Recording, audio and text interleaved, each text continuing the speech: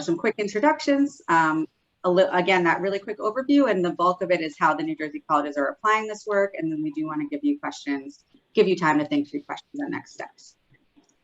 And so here is our, many members of our team. There's probably been more folks too, but we did, from the Center for Applied Behavioral Science, I'm Rebecca Schwartz, Research Associate with the Center for Applied Behavioral Science. We have Caitlin Anzalone on the line, who's actually the director of the Center for Applied Behavioral Science, and then a bunch of my coworkers, Erica, Tiffany, Deshawn, and Bria, whom many of you have worked with in some level. And then we had, I think amazingly, and a lot of it is thanks to Jake, 11 out of the 18 New Jersey colleges, participated. And I think we really like to think, if people have ideas for statewide, things that people should be doing, or just, it feels like there's an opportunity because we have a majority of New Jersey colleges, or at least just sharing ideas. So I would like to turn it over to Jake for just a minute to say hi and give anyone newer to this a little bit of context or his thoughts. Rebecca, thank you. It's thank you and the team at MDRC for helping so many of our community colleges with this initiative, and thanks to all of our community colleges who participated. And we hope that you found this to be helpful in the work that you do to support students. And basically, just a very short elevator speech here. We've been working with MDRC for some time now, and this was just an opportunity that came to us. They said, hey, we've got this idea. We had a What Works forum years ago, pre-pandemic. Some of you may have been at that forum. And the work that MDRC did in Ohio, that we based the OnPath program on, was of big interest at the time.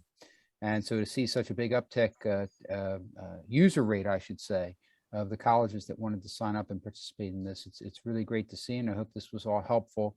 And we look forward to continuing our work together and continuing to find opportunities to bring to you to help you continue to support your students so that they can get on, stay on, and complete their path to post-secondary credentials that lead to economic mobility. So thank you all. Amazing. Thank you. Yeah. And I would add, we try to be pretty good at reaching out to you all when we have opportunities, but we always really welcome hearing from you, even if it's just like you have a quick question or you'd like to chat for 30 minutes or an hour about something. Like, we really want to find ways to keep in touch. So please do consider us resources. And then when we have kind of more resources to support things, we also will probably reach out to some of you and Jake. But we definitely, want to keep the connections going. And I'm in Brooklyn, so I'm really not that far. So those who haven't heard of the Center for Applied Behavioral Science, just to say, we do, I think a key part of our behavioral insights is recognizing that the people that we work with, such as you all from the colleges, are the experts in your program. We happen to know like a lot of the research base and also have experience working with other social services programs. So, I think it's really a partnership when we work together, and we do have a bit of experience, and then we always learn so much from engagements like these. Okay, the quick, since most of you don't need this because you could be teaching this, and please do teach it if you want to, early and often, to whoever you'd like. So the key element of the behavioral science approach is to keep the student at the center and understand their perspective.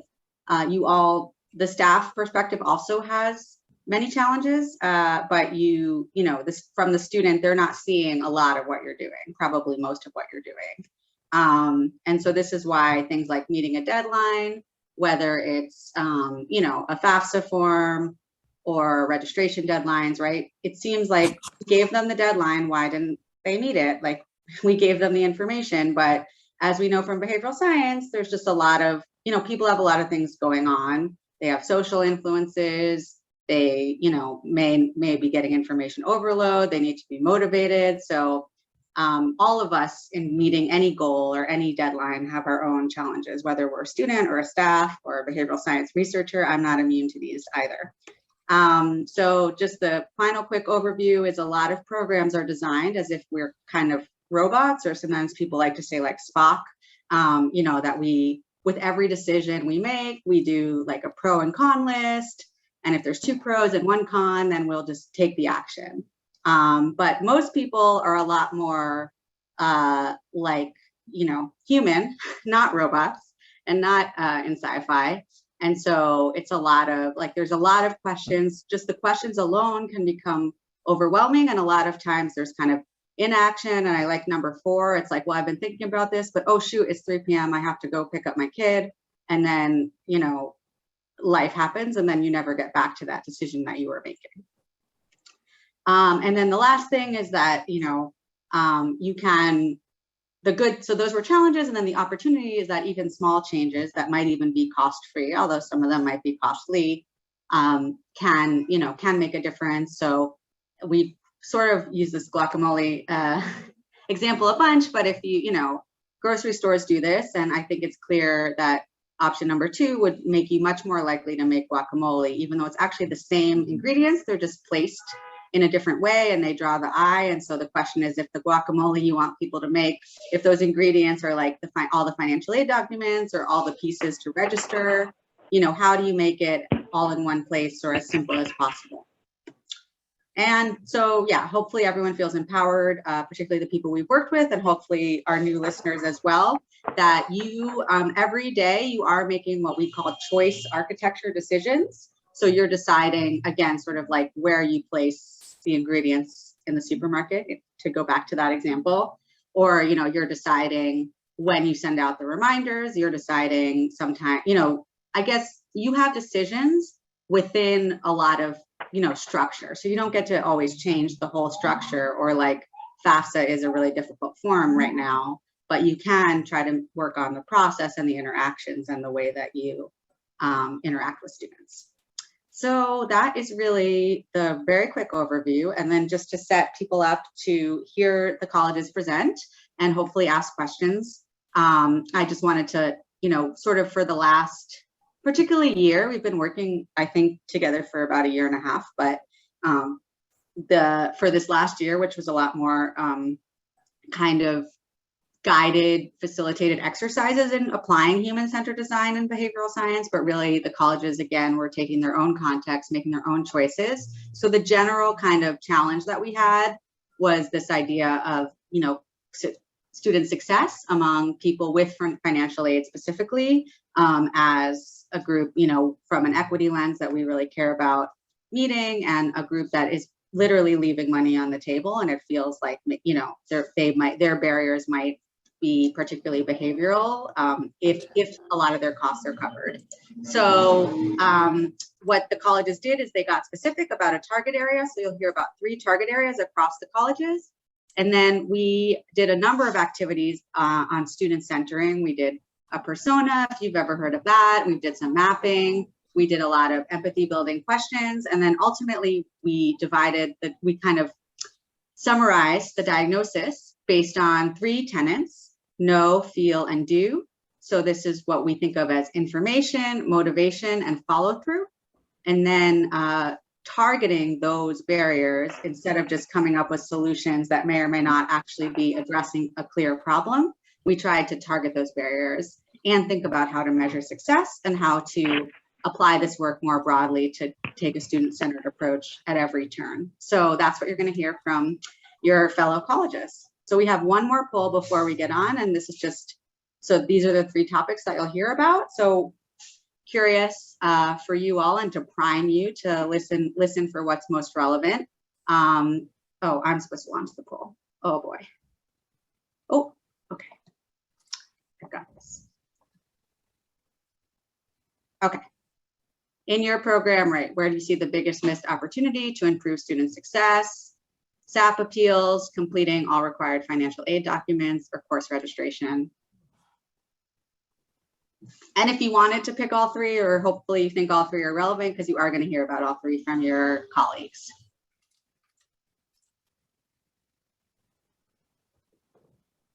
Just give one more minute. People are still filling. And so, yeah, as people complete the poll. That's not what I meant by using the owl. We should put the owl out on the street. So we, while you're filling out the poll, just a reminder, as we go into our first college presentation, we would really encourage you to ask any questions or put any comments in the chat.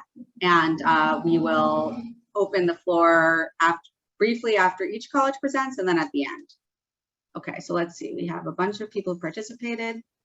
So the results are, yeah, fairly balanced, right? So we have a slight, completing all required financial aid documents is in first place, course registration is in second place, and SAP appeals, still has a quarter of the people. And probably all of you think that on some level, all of these are challenges for at least some students. So with that, I'm gonna pass the mic first to Middlesex. So this is Middlesex and Essex are specifically focusing on that topic that I think the majority of you said was particularly prevalent of thinking about completing all financial aid documents. So I will pass it over to Jennifer from Middlesex. Hello. Can everyone hear me? Yes. Oh, Okay, perfect. Hello. Hi. Okay, Hi. so for Middlesex College, we decided to have our target area to be financial aid completion. Through the key student barriers, we found that students might not know the process as well as we think they do, which includes FAFSA deadlines, documents that need to be completed, verification even, and we also realized that they might not even know where to seek assistance, which is like a huge issue. And because that they might not know these things, we understand that a student might feel very overwhelmed and confused about the complexity of the FAFSA. And it's a huge thing because obviously it's financial aid and it impacts their education as well. Each student will face obstacles throughout their college experiences that may stop them from thinking clearly and actually trying to find and seek help. Every student has a unique experience and background, so their priorities might be outside of college. We may have a student, who is a single parent or a first generation going into college, so they might not have the same expertise or the same knowledge as any other student that may actually know about FAFSA or any other financial aid resources. Okay. So one of the solutions we chose, it was a financial aid welcome packet with video links using a platform called Ocelot. It can improve the student experience by providing targeted resources for the students depending on their specific financial aid eligibility. And of course, this can range from NJ Dreamers, NJ Stars, documented students with undocumented parents. It can definitely range and vary. So this solution addresses behavioral barriers. So for example, it can simplify the FAFSA and providing another method of accessing resources, which then can help minimize anxiety and could ease the fear of not comprehending the application, and therefore, hopefully, less resistance to the FAFSA completion. So how will we measure success? So it can possibly increase, butcher this, ISR reports, ISR reports. Yep, you got it, ISR. Thank you.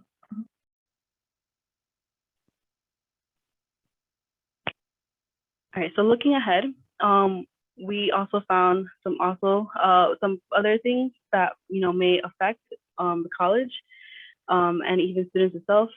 Students who do not complete verification, unlinked ISRs to target specific groups of students in accordance to EFCs and enrollment numbers. Solutions that we might focus on next. Basically a similar approach to our initial target area, definitely using technology to increase knowledge, since technology is everywhere, and it pretty much that's what the new generation is going towards, and especially creating workshops in high school within the community, target parents to increase awareness. Since the earlier we start to get spreading awareness and knowledge, the easier hopefully it is for students when they transition from high school to college. And therefore they'll be better prepared. Okay, fantastic. So yeah, since we do have 6 colleges presenting, just wanted to open the floor if anyone had any questions or comments for Middlesex before we move on. And you can always put questions you have in the chat, and we'll do some kind of reflections on all 6 once we're complete. So in the interest of time, I am going to move forward, but just a reminder, you're always welcome to ask questions specifically for Middlesex or for all the colleges or your fellow colleges. Okay, so now we have Essex, and I believe LaDawn is going to be sharing what they thought about and decided. Good afternoon or morning, depending on where you're at in the country. I'm LaDawn, and I'm representing Essex County College's behavior diagnoses. So again, our area was financially, specifically regarding missing documents. And again, going off for the no, fill, do, know what might students be missing. With us, we hear quite often, I don't understand the process and that it can be overwhelming, which we know that can be the case for multiple students and even some staff members at times. Oddly enough, you would think the school information, why would they not know that information? But that will come into with the ease of technology in that aspect, where I'm quite often dealing with students and I'm just asking something where I consider it to be basic knowledge. What's your student ID number? And they have to go right to their multimedia device, the phones, to look it up.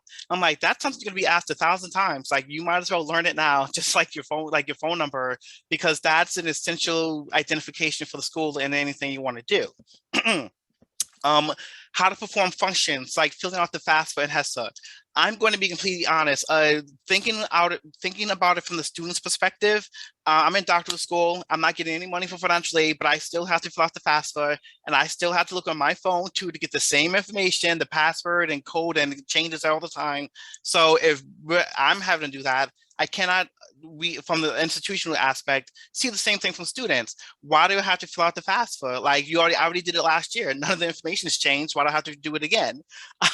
And it's just sitting down with them, explaining to that things do change, if not for them, for other things.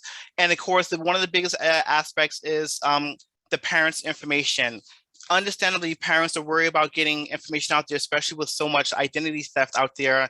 And you could have that student who might be, for lack of a better term, loosey-goosey with information. And so they're really hesitant about giving it out there. So that's what my students might be missing, their parents' information. How do you get them to feel motivated? Helping them understand the why in doing something can always be a big motivator, even when you look at it from your own perspective. Understanding the why you need to do something can, and taking the time to help them see the bigger picture can actually help in that regard. As I mentioned earlier, the ease of technology can actually be backfire for students at a lot of times, because if I'm helping a student who happens to have the laptop or the tablet and I'm asking them to log in, which requires the student ID, their information is already filled in. So they just press the button and it's locked in. And I'm thinking, hey, you didn't type it in. Oh, I have it saved. That's not a good thing. You need to learn to remember some of the information. Immediate satisfaction. Students want it now. To the where if they email something to a professor or they send something into the financial aid department, they want to get some type of immediate and satisfaction that it was received. Thank you for submitting documentations. Allow us X amount of time to process it. Inertia. That's a nice way of saying laziness. I'm sorry, I know that's the better word we put in there, but laziness. And again, you have to understand students' motivations. They are so multifaceted in so many areas, not just with school, but dealing with family life, work life, other responsibilities that we would not understand what they're going through. So it's all about understanding where they're coming from in that particular moment and moving on. Last but not least, what might prevent them from moving forward? Peer pressure, which can actually be a good thing or a bad thing. Unfortunately, far too often, it's a bad thing, to where you got to get students who have done the right thing to let their friends know that, hey, extra money's come out. All you have to do is fill out this simple form and you get extra money for school. Not dedicating time to the studies. I think that's the big thing. Again, with so many areas that students have to deal with, they have to remember that I think the perfect ratio is, for however many minutes you spend in class, you should spend as much time studying. Well, if you're in an 8-minute class, more than likely, you don't think the students are really committing 80 minutes towards that. and financial or familial obligations, as I mentioned multiple times before. It's not when it was when I went to school, where I only had to worry about school. Nowadays, there's so many other facets, particularly with the COVID-19 pandemic, people with jobs and healthcare issues. So there's so many multiple things that they have to worry about other than school, but we still want them to have school and a financial aid aspect to help them with school be a priority. The next screen, please. Personalized media attachments and acknowledging student actions when they do things right. I think we can all agree that relationships matter. At the end of the day, whether you're working for financial aid or any other aspect throughout the college, from a senior administration to a brand new just welcome center greeter, if you would, for lack of a better term, relationships matter. Students have a choice, and I don't know where you know, some of the schools might be, but here in Essex County, oh boy, do they got choices. I mean, you could literally like throw a baseball and hit NJIT, Rutgers, Montclair State, Colorado University, even go next door to Hudson, you know, and get, you know, with NJCU, etc. So they have choices. So it's all about building relationships, letting them know that you truly do care about them, and understanding what barriers they need to do to overcome with financially particular instances. Taking the time to personalize information. I will fully admit that even throughout the many months we've been working with OnPath, I have slipped and sent out an email to like a group of students and realized, oh, I just relayed them to say like, you know, a generic term versus the actual name. I caught myself and I resent it utilizing their individual names. Because again, if you're talking about relationships matter, it shouldn't be a generic MWE scholar or ECC scholar. It should be what their names are, because we all have names, and acknowledging is important. To the trust, acknowledging them as a human being and not just a transaction, but an interaction, helps build that trust. Reflect the various solutions. This helps with obtaining information and helping them overcome the understanding of why. Again, we talked about the inertia, aka laziness, but again, connecting with them and building that relationships helps overcome that, to make them understand why the necessary information is needed to going forward. And then I will just say, just to let you know, I don't have the exact numbers, but I believe that since we started OnPath with these design messages, our financial aid completion packs has jumped well over 12 statistical data points. So that's real results. And that's something we can directly relate towards the methods we've been doing. So 12 plus data points. Last slide. And something, again, I think the no field do has been a really helpful concept for us here at Essex County College, to understanding the big picture and relating it back to the students. Because again, we were all students once, but we grew out of that. So you take the time to take a step back and realize that students can progress as well as regress. That no field do really helps us in that aspect. Moving forward, just continuing on with the whole financial aid aspect, but we can make that into a broader picture, is understanding the self-advocacy for students and how to get them to advocate for themselves. Far too often, students come with, I have a problem, and my first step is, did you talk to the teacher? And like, that's an option? I'm like, yes, it's an option. It's like, they're the ones giving you the grade. At the end of the day, I can't switch the grade for you, sorry, and I wouldn't anyway.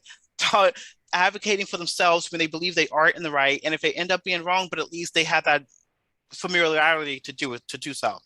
Solutions we might focus on next. We are moving towards a more technological aspect here at Essex County College. So in the near future, we hope to have a video particularly relating to financial aid, but in other aspects areas as well, and get successful students who have advocated for themselves to share with fellow students. I'm doing that right now with the program that I oversee, which happens to be another MDRC project called MDRC Success. And we have these videos and connecting students who've done what we've asked them to do, to connect with others, to help them understand that why, and say, look, I am a student like you are. This is what I've done. This is how it's helped me. You can do it too. I know I went long, I'm sorry.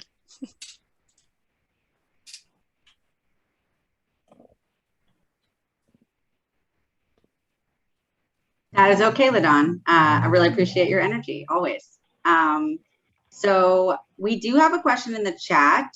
I think I'll just pose it, and then if anyone has an immediate answer, that's great. And the question is from Anne Bruno. Have you had any success with students overcoming the barrier of accessing IRS transcripts? And I think that was for Middlesex. But also I think anyone could answer.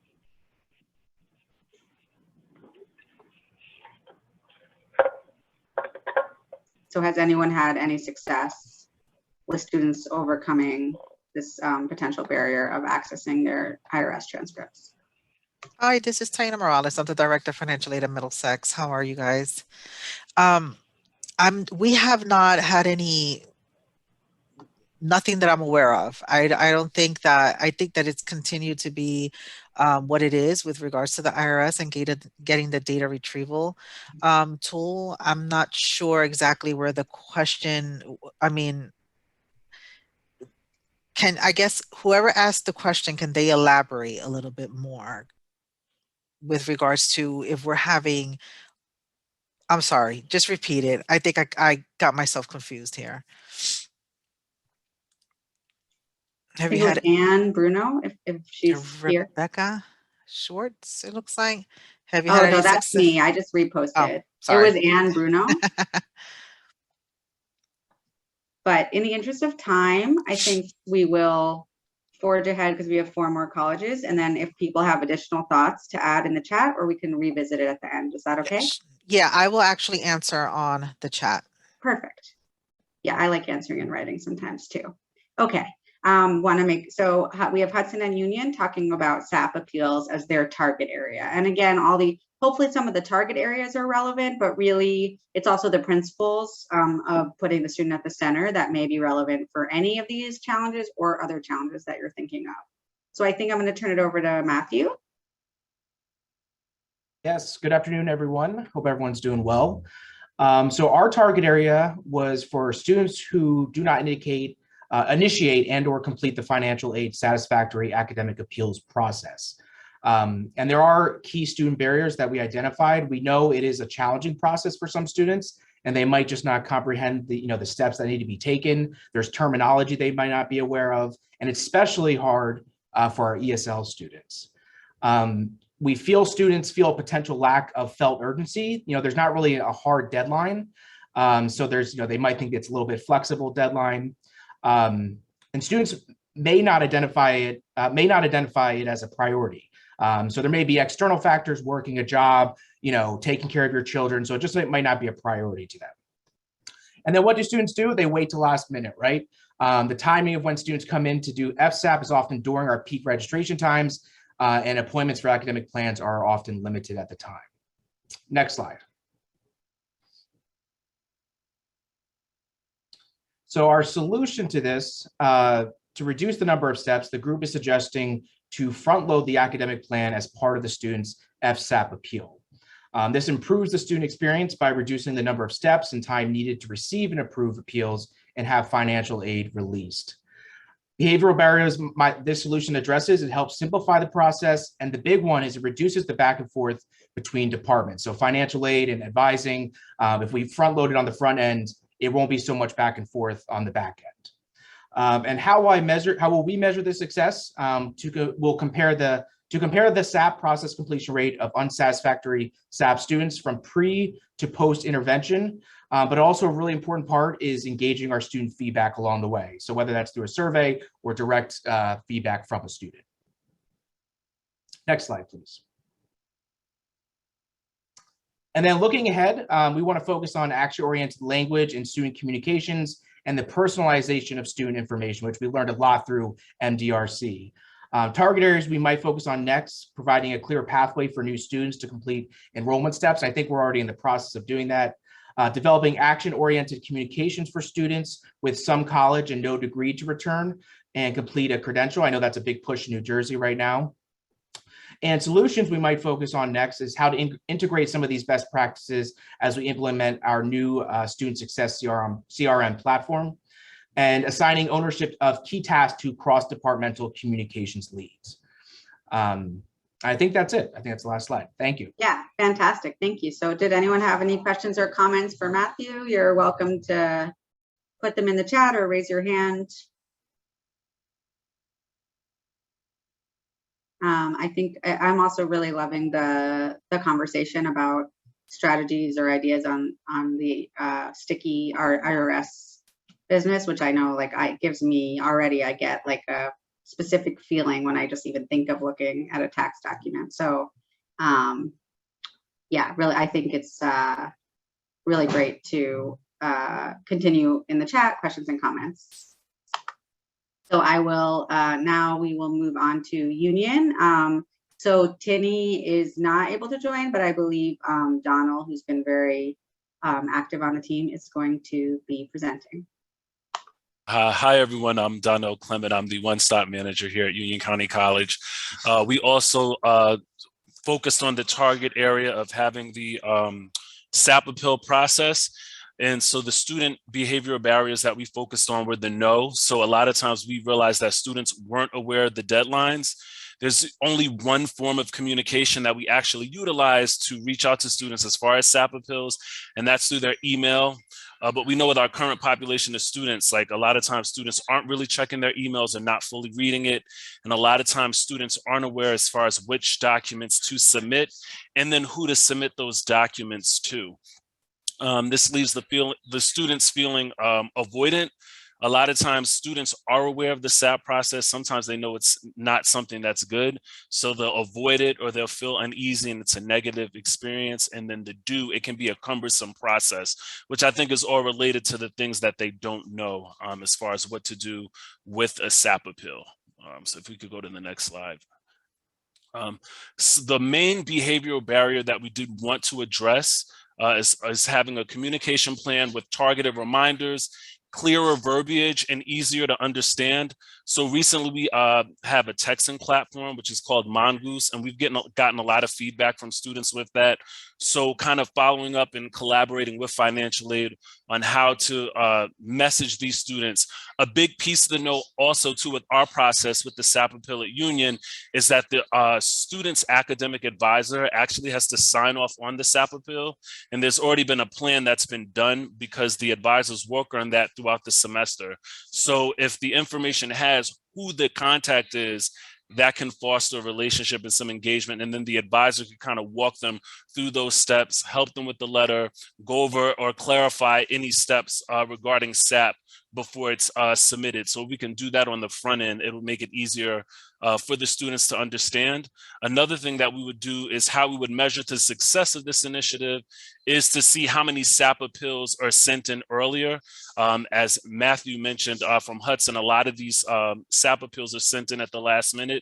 So we can kind of get an idea and do a before and after to see how many SAP appeals were sent at the end during one term versus if we get them a lot earlier, then that's a way that we can measure the success of the communication that we're sending out as far as how we want to further be more effective as far as the SAP appeal process. If we could go to the next slide. I'm sorry for the noise in the background. I'm in our remote one-stop area. One area that we do want to target is strategic enrollment. So these are different populations where we want to get them to enroll quicker and sooner, similar to the SAP appeal process. And one solution that we did propose is to how can we find a way to make our one-stop center more engaging? And so we've already begun that particular process. So a lot of times, I think another one of our colleagues at one of the other community colleges mentioned how sometimes our processes can be transactional, but we want the one-stops to kind of be seen as not an area where they can just register, but it's a place where they can kind of engage and kind of hang out. And one way we'll do that is through some smart messaging. So one way we've seen some success with this is currently one of our buildings is out of commission due to the hurricane that we had. So a lot of students have been hanging out in our one-stop center. And so what we did, particularly there are nursing students, we had a pizza party for them. And so it's an area to kind of show them that, hey, this isn't a place where you can just register or study, but it's a place you can have a good time and kind of build some meaningful relationships. So that's one thing that we're kind of looking at as far as our one-stop and what we're doing with enrollment and retention initiatives at Union. So thank you. Amazing. Thank you so much. Yeah, I think food for community building really works. I'm not positive about the research, except for when I myself am a subject and enjoy free food. But and especially college, like free pizza in college is like it's one of the best parts. So I do think that idea of building community and trust that we've heard a bit is we heard from LaDawn as well. You know, is such an important foundation so that when things do come up, students feel like they can reach out and that someone cares, which you all clearly really do. Okay, so now we have our final two colleges. Thank you so much, each college, for being so quick. And then we will actually, I think, have some time for discussion after. So on the final topic of class registration, we have Brookdale and Salem. And so for Brookdale, we have, I believe, a collaborative presentation. It's been a really collaborative team. So I will turn it over to the Brookdale team. Hi, everybody. I'm the first one for the first slide. What is most interesting about the subject that we chose was about students who actually have financial aid, but they don't register for classes. So I just want to know, as Director of Financial Aid, I feel for all the presentations that were made. I feel your pain, and it is we're always looking for better ways. So I appreciate all the things that you added today. So, you know, of course, there's the know and the feel and the do. And one of the things that we know is that students may not know all of the resources or how to access them. So we know that they have financial aid. We've told them they have financial aid, but perhaps they're not connecting that potential of having resources to be able to pay for college. Many are first generation students who don't have anyone to guide them. So, you know, there is no family that is, you know, coming with them to the college, meeting with financial aid, meeting with admissions, going on the tours with the students, and, you know, helping them kind of navigate everything that gets to them once they get home. Students are anxious. We know that. We know they're anxious about even completing their financial aid, never mind knowing that they have enough money that they could actually go to college. And they're overwhelmed by the realities of their life experiences. Mental health crisis has been brought on by COVID-19, has been felt by all of us in one way or another. The do, of course, is the priority the student needs. Causes obstacles preventing them from their goal of getting an education. And so, as Rebecca, I think you said earlier, is life gets in the way. I need to make sure my children are taken care of. I need to earn money to pay my rent and to feed my family. I need to make sure that there's daycare available to my child if I'm in school. Are there enough computers in the house to be able to take online classes, because my children are in high school and they need the computers as well. And, you know, with COVID, some of them have had to do remote learning. So I can pass this on to our next presenter who can carry it along. Thanks. Thank you, Stephanie. I appreciate that. So welcome everybody and thank you. I'm Shanna with Brookdale. And so what did we do is we wanted to take those barriers that Stephanie talked about and use that information to create a tailored message to students with financial aid who had that money left on the table and just didn't register. So through the work we did with MDRC and what we learned about behavioral science, we kept the message simple. We personalized it, like our colleagues have said, you know, using their names. They're not just students, they're people. We included clear steps that included links to online resources to explain exactly what you need to do. Here, click this to fill out the form to talk to an advisor. You know, we made it simple, we made it clear, and we had it signed by a real person, not just Office of Financial Aid or advising. Like, again, making those connections because they're so important. So we created this meaningful message that attempted to connect the students with the resources that they already had so that they didn't miss out on this opportunity because they already had the financial aid. So the knowledge that, and like everybody else has been saying too, the knowledge that we gained from MDRC, we've been applying it to all of our communications. You know, that idea of personalizing it, making it simple, putting yourself in that student perspective have really helped all of our communications going forward. And now I'm going to throw it to my colleague, Kristen, for the last spotlight. Thank you, Shanna. So one of our favorite activities in this process was the persona activity.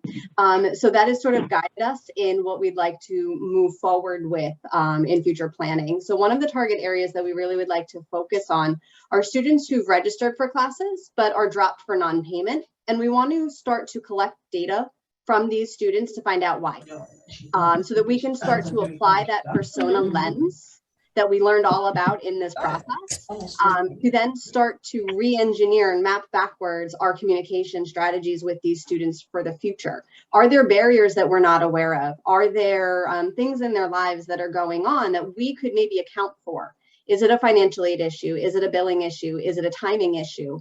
So that we can maybe start to communicate with those students and apply those same student-centered concepts and tools that we've been implementing for these other strategies with a new targeted group of people. Head south on Highview Trail toward North Parkway, then turn left onto North Parkway. Oh boy, I can't mute that person. Okay, maybe if you're not on mute, it would be good maybe to mute. Okay, got it. Sorry. Thank you, Kristen. We have a question. Does anyone not drop for non-payment? So I think that means are there other reasons that people drop? If I'm interpreting that.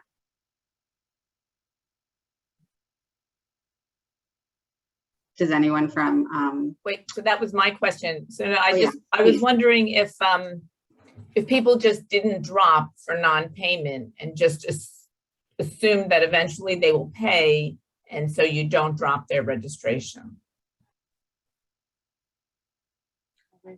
So we actually poll our students to ask them if they want their classes to be held if they haven't paid by the payment deadline. And we'll say, like, you know, the drop for non-payment is coming up. Do you want us to hold your classes? And if they respond, yes, I'm working on it, or even just yes, then we'll hold them. If we don't hear anything from the students who haven't made any kind of payment arrangement, then we do drop them for non-payment. Does that answer the question? Yep. Interesting. That's very similar that we do at Hudson County Community College. We reach out to every student, confirm that they're aware that they have to pay. As long as they indicate that they're going to make some type of payment plan on it, typically we won't drop them. Exactly. Like they could say, I'm in the middle of filling out my FAFSA. I just haven't done it yet. And we'll say, okay, not a problem. We'll hold them. But they have to say something to indicate that they want them held. And Diane, I think you wanted to jump in. Yeah, the only students that we drop are those, for instance, if they're a fall semester student coming in, if they have a balance from a prior semester from spring. We won't drop them because they haven't paid fall yet. And what we try to do is to put a contact code out there so that students are getting reminders that they need to complete their FAFSA yet. And we do try to reach out to students, but a lot of them, unfortunately, it's parents that have the means to pay and they don't want to do a FAFSA because they know the only thing they're going to get a student loan. And I think what their logic is that we won't pay this until we have to. We're going to leave our money in accounts or investments. And then when push comes to shove, they're on hold to register for the next semester. That's when our bursar will see automatically a lot of payments coming in for the semester. Great. And AJ, did you want to jump in with your comment? No, I just wanted to throw it out there what we do, that we suspended no pay drops here since the start of the pandemic. It's got me kind of petrified when her funding runs out and, you know, the debt relief that people have been doing stops. We're going to have a ton of, I think, tuition refund appeals. But I like what I heard from some of my colleagues at Hudson and how they're asking individual students and, you know, putting the onus on them to tell us why we should hold them. That's a really cool, individualized kind of way to move forward with it. So. Fantastic. Well, I love the idea sharing. And Yesenia, did you want to speak about your comment? If we move to having to release transcripts, it will be harder to collect payment. There's some chat and legislation about being able to withhold transcripts for no payment. So we just need to be mindful of that as well going forward, because then we won't be able to collect. So I just wanted to pose that. Sorry about the dog. No problem. I'm jealous. And Essex, you said, Patty, you said you were doing the same thing with no dropping for non-payment at the moment? Yeah, they're allowing students to enroll, and we just keep notifying them that they need to either apply or submit your documents. And then they are making students be really responsible for the bill if they don't comply. Either you got to make the payment or you got to submit the documents so that we can process you. So, yeah. So they're not dropping them. They're not dropping them out of there for non-payment. Do you think it's actually working okay, or what? Right now for the spring I have like 131 students who still owe me documents, and they haven't done so. Some of them only made like one payment. Most of them made like the first payment, and that's it. They still haven't handed in the documents. I have been texting them, and we call them. And I just told the students, you allowing the school to charge you extra money for late payment and no deferment or something. The Bursar office does to them. Extra $100 they charge you for not making the payment when the new term starts, like the summer session. So I was telling the students, you got until the end of June, give me your documents so I can process you. Hopefully the information on the FAFSA looks good, that it is actual true for them. Yeah. That I don't have to make corrections or anything with them. Yeah.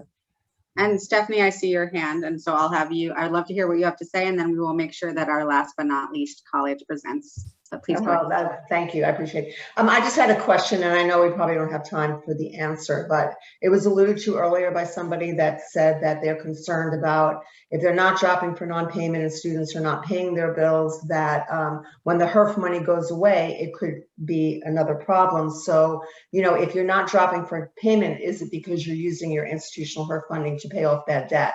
And if you're not doing that and you're not dropping for payment, I'd be curious to know if you're restricting them from registering for the subsequent semester because they owe a bill. And I know we can't discuss it now, but it's an interesting discussion to have now.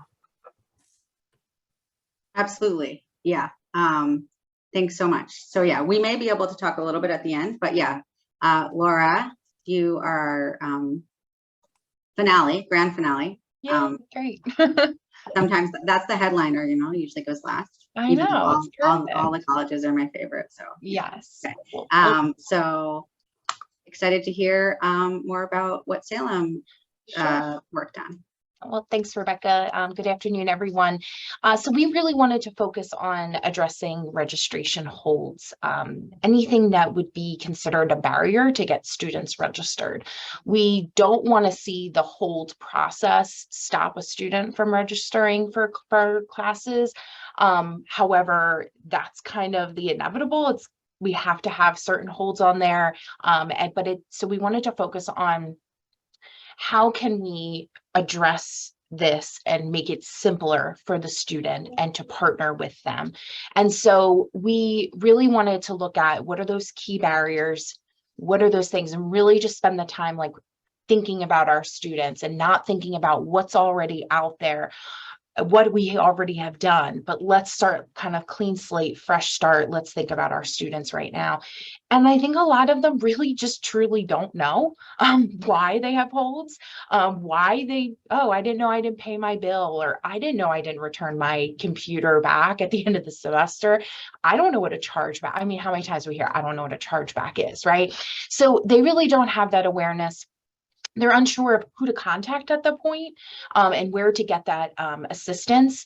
And then there's also this sense of like probably just feeling ashamed or embarrassed by, I can't believe I have a balance, or I can't believe I can't pay it.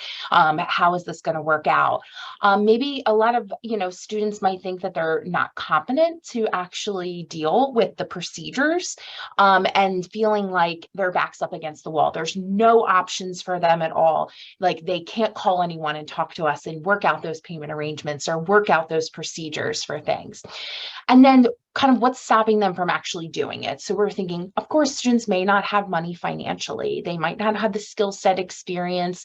And there's also this like fear of the unknown out there. Well, what if I do this? Do I get marked? Am I going to be identified of some sort? So we really wanted to do that. And of course, we know our students sometimes do just lack general follow through on things. So that's kind of the identification of those barriers. So our solution was really just to take a step back and simplify the process, right? We do have very simple procedures specifically for like chargebacks, but is it simplified for us, or is it simplified for them? So we really wanted to focus on what ways can we simplify it, but then proactively communicate with students to make sure that they are invested in this process from the very beginning, so that they have clear expectations and a clear pathway to resolving any hold. So we wanted to do this and consider, focusing on developing certain materials to not only just better educate our students, but also the people that are delivering that message. Kind of just remembering that we're meeting the students where they're at right in this moment. They may not have the tools, and just kind of keeping that persona in our mind. So the solution, the way we looked at it, is we want them to have this tools. So we want to focus on that piece where they feel like they don't have that skill set. Again, simplifying the process for not only that student, but also, I think we could develop that as well and just make sure that we're able to deliver the message. We felt that the behavioral barriers to the solution we want to focus on that, feel and do. I love that. That was my favorite piece of this process, is really kind of just remembering that. And then how we're going to track it. This is something that we can obviously track retention. We don't want to see a student with a hold being the reason that they don't register for the next semester or subsequent semesters. But we also really need to track this, data weekly over course of a year. So it is a long ongoing process of tracking that data, but I do feel like that would be worth it, just to see, are we decreasing the number of students that have chargebacks, and is that the reason why they're not registering on the day registration opens up? So that is the process that we have there. I don't know if I think I have one more slide. Yeah. Okay. So the other area is just kind of that student-centered culture. We talked about looking again, that taking a step back, thinking about a student holistically, and where they're at, working and spending the time intentionally on communication plans. That was something this process really forced us to do, was really spend the time developing in any type of communication plan, really thinking through every word, every way that we are delivering that information. And then of course, try to chunk out the process, really try to break it down for students. And we talked about focusing on chargebacks specifically, scheduling out our communications better to educate students, and then the solutions, really exploring the possibility of integrating a student retention system to deliver these messages and to better collect data on that information, and so we can make better decisions in the long run. And then of course, we want to look at more ways that we can develop and evaluate and measure our efforts that we're doing. Amazing. Thank you so much. And we are right on schedule. I'm so glad everyone got to present. We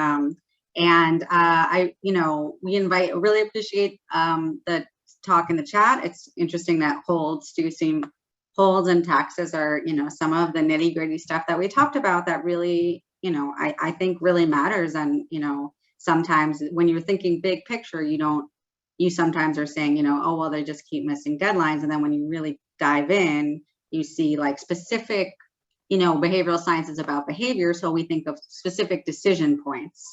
And so each sort of reminder or information is about, is about making decisions. So I'm going to ask Erica to drop in the chat. We do have just a 4-question survey that we would love for everyone to get a chance to fill out. There it is, it's the forms. It's just an office. So that will just help us as we continue to hopefully get more funding and, continue to work with these things, because I think, a lot of the realities are, as we've talked about, really challenging with, a lot of empathy for the pandemic that we've heard, and also just people having a lot of things going on in their lives. But we do think that there are some things that that if you're sending communications anyway, you can try to make them as clear as possible and preempt questions and think about, are you targeting information, motivation, follow through, all 3 of those, no feel due. So yeah, you've all just been amazing partners. We've learned a lot from you. We did record this and we will send the recording and the slides. So would really appreciate maybe, Erica, you could just drop in, or I'm going to do it. I'll just put one more time since we have some nice messages. We will put the link in the chat. And so in particular, you know, we would love to keep talking to you and, you know, in particular interested in those solutions. And yeah, just, it's been really amazing to work with you all and really appreciate how much effort you put in spite of the fact that we also are all going through a pandemic, right? It's not just the students. And I think in terms of, you know, follow through, you know, that's something that I struggle with. I think all people do. Jake, did you want to make a last comment? I did, Rebecca, and thank you all for these terrific presentations. And of course, I'm asking this question with 1 minute to go, so forgive me if I keep you longer. Many of you may not know, we have a bill that's just been introduced in the legislature that would require FAFSA completion for high school graduation. So share that with you for what it's worth. It's been introduced. We got to work to get it moved and get it signed. Hopefully, fingers crossed. Actually, idea came from President Stout at Brookdale as part of the Council's Economic Mobility Committee. But I wanted to share it with all of you and just get a quick take as to how much would something like that help to alleviate a lot of what you talked about today. I mean, I know we saw the poll on the front end. A lot, and majority of the folks here were concerned about FAFSA completion. We heard from 2 of our colleges about strategies to address FAFSA completion. Just a quick take from some of you, you know, would that, I'm sure it would be helpful for those students coming right out of high school. You'd still have to do all of this with your returning students or your adult learners. But thoughts on that issue, having FAFSA as a requirement of high school graduation? I think I could speak for most people. I don't think any of us would be against that. I mean, that would be pretty big for all the students we know coming out of high school have completed FAFSA and have received information about it. Because a lot of times we find students just don't know. They don't know. It's just about educating them. So if they can do it before they get here, that would be fantastic. I think I see a lot of people nodding their heads. So I'm sure a lot of people are in agreement. Even better if we could get some funding to make it so that the community colleges were the ones helping high schools do it. And just like you said about that, they don't know, at least they've been through the process once. So even reaching out when they're returning students, they've had the experience. It makes it a little bit easier the next time. Great. Thank you all. Sorry for hijacking the meeting, Rebecca, but I just saw it was recently introduced, and we've got a lot of our financial aid folks on the line here and a lot of our folks involved in these important conversations at our colleges. And I just wanted to, we'll continue to keep you and the presidents updated as this makes its way through the legislature. But the good news is that it has been introduced. Yeah, that's great. And I mean, ultimately the goal, you know, ideally some of these would be policy. I know there's also the FAFSA Simplification Act that I think goes into effect 2023. You all would know more than I do, but I just saw that the number of questions was going to be highly reduced. So the goal is always that this would be, you know, official policy across everyone. But the question for now is, you know, what can you all do? What do you have agency over, you know, even as policies may or may not change? And it feels like you found a lot of, you know, room, again, within a lot of restraints, you know, to be creative and human-centered and try some new things. And hopefully, hopefully these ideas from your colleagues sparked more ideas and more questions. And we really would appreciate if you just, it should take 3 minutes to do the 3 questions. And then, so this pretty much wraps up OnPath for now, but we do plan to reach out as soon as, you know, we have opportunities. You know, we just hope that these partnerships can last and encourage you to reach out to us anytime. And it's been a real pleasure. And I hope you all have fun summer plans. But yeah, it means so much to hear how much you've all taken from the work and made it your own. And so really appreciate it. Thanks, everyone. Thank you. Thank you. Take care, everyone.